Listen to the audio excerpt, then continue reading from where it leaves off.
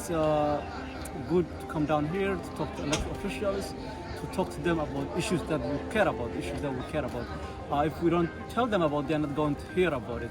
As you can see, there are so many people around today. This is called MLK Day weekend. It's a day that people do a lot of advocacy work, and that's why we're here. Yeah, I definitely think like people who are in high school and college and even middle school like should come here just to like learn about like how they can like make things happen, like and make things change in their community, like how like laws can come and like how bills can get passed and like just trying to make change. I'm Jasoye. I'm in 6th grade. I go to Washington Middle School from South Seattle, and I'm here for MLK Day. And we're just here to talk to the senators about all the changes we need and stuff that we think should be getting fixed in our state. It's just a good experience, you know, as a youngin, and just being a youth, just experiencing this. It is, yeah, it's knowledge. It's a lot of knowledge. It is called John Air Park Building. This is where the senator's office are located. That building is called John O'Brien Building. That is office for the legislators, and that is the legislative building. That building is where all our legislators, our elected officials' offices are located. That's where they debate. We're going to see more of it. So. You want Uncle Sam along too? That's a good one.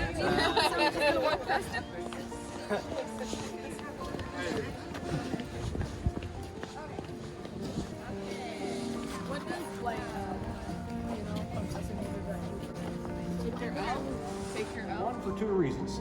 First of all, let me have you look across the street. And you see that building, that's the Temple of Justice. And it's a good example of Greek architecture. It's been to Greece. You know, been to Greece yet? Hey, what's up?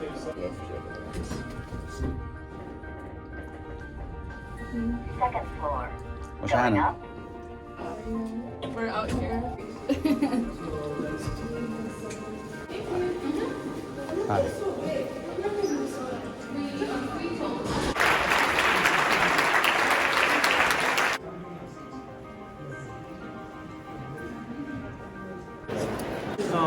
Senate in session, so we're going to experience their in session. We're going to see them, and we'll also be talking to Senator Wilson.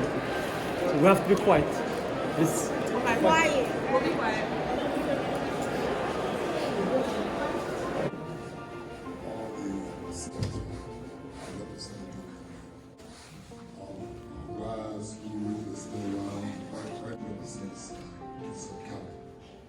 Also happy my wife can see my granddaughter, lovely Janelle.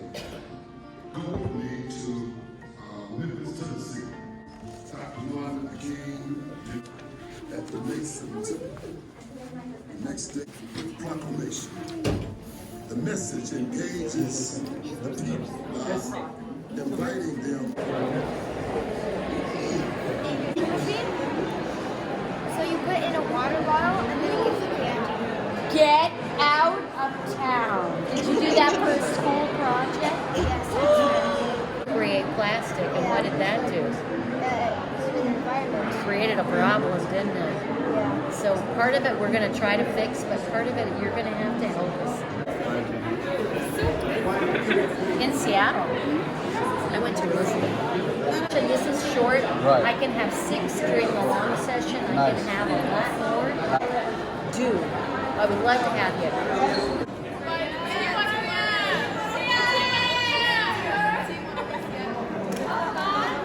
Go SHB! Go CAIR!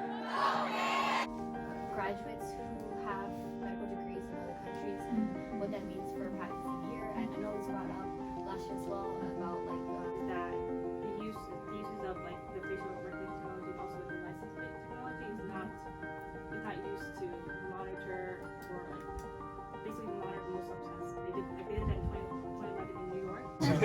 Well, I'm glad I got to at least come out of the meeting. Did you have the same priorities that you're all done? Okay, good. I love it. Okay, who's the spokesperson here? Somebody got to tell me about it. Yeah, you look like the spokesperson. Talk to me. What? I want to change the environment and stop plastic and stuff like that. Yes. Making the Like wildfires and all that. Your whole family and your community should be so proud of you because, you know, like our parents' generation, we come here and it's not designed for us, right? It's a whole different kind of world, and for y'all to take the baton from your parents who had to work so hard for you to be here, and you're here changing the law so that the next generation can do even better, there's nothing better than that. So thank you. Thank you for that work. You got this. Another senator in the building. Future senators, okay? 1, 2, 3. Future senators are like empowered or inspired to go to school. Like it's all about like grades, and instead like it should be more of like, you know, if you like go to school and you do good, like more empowering. Instead, like, because I know like my brother, he gets dreadful to go to school because of like just like stupid reasons. But like our youth, like this generation right now, school is like not something that people usually think about, and it's so like devastating. But and then that makes them want to skip even more. So they're not getting the support that they need. Team Oromia, thank you so much for all the work that you're doing. You got some amazing future leaders here, and we're going to bring some positive changes to the community. Thank you.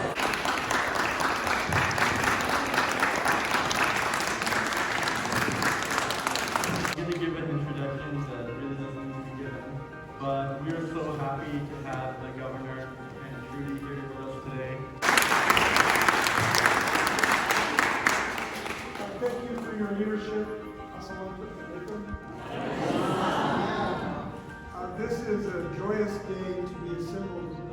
We have a struggle to protect the dreamers in our community.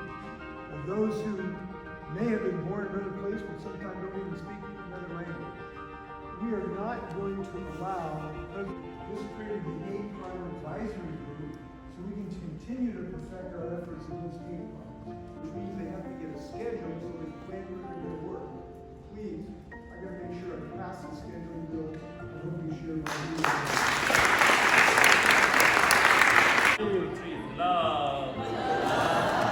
I was asking for like another representative how to get into office and like how to get into law and everything, because like it's just basically how. So I think that the first really important step there is to make sure that you are informing yourself about the issues, coming out to events like this, and you can learn about how the whole lawmaking process works, especially when you're at a young age like yourself. It's a really important show to first off on the government side, showing our elected officials that there are people who are up and coming, who are going to be eligible voters in a couple years here, and that they're thinking about the issues that are important in their districts, and very informed, and are here to talk about why various important issues. To start young. Yes, it's very important to start young. You're going to learn so much when you're young. You're going to grow up just knowing all about the system. You're going to build relationships with the people who represent your district, and then you're just going to be able to carry that voice throughout your whole life and make sure that you have a strong and lasting relationship. And so that essentially we in Olympia and working with legislative representatives. So definitely look into that. There's a couple of opportunities, especially for high school students. I think some of them are for like juniors and seniors, but I would definitely recommend looking for internships, looking for even volunteer opportunities. If you're interested in working with CAIR, like you could volunteer at events that we have, and all of those are really good ways and stepping stones for you to get involved in civic engagement. Well, first of all, this is an election year. 2020 is an election year. A lot of these members of Congress, who are representatives, and people of the Senate, or congressmen and women, many of them are up for election, and it's important that we become civically engaged and make sure that we do our civic duty by engaging with our elected officials who represent us, to make sure that we also hold them accountable. And many of them are very, very, they come to us for during election times to get our votes, and I think it's important that we come out and raise our concerns, things that will affect us.